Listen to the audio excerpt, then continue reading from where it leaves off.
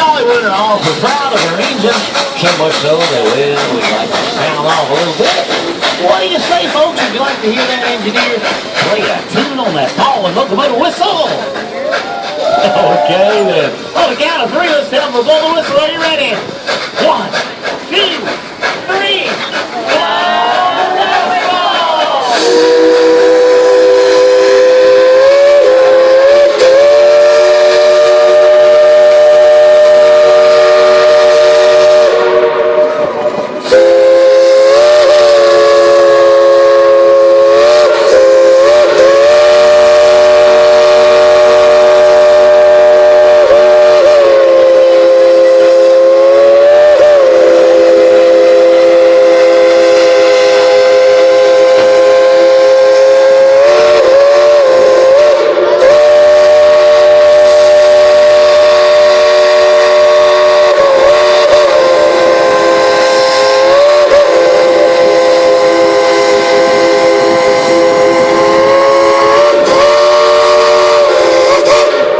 How about that? Let's give Engineer Aaron's Klondike a big round of applause.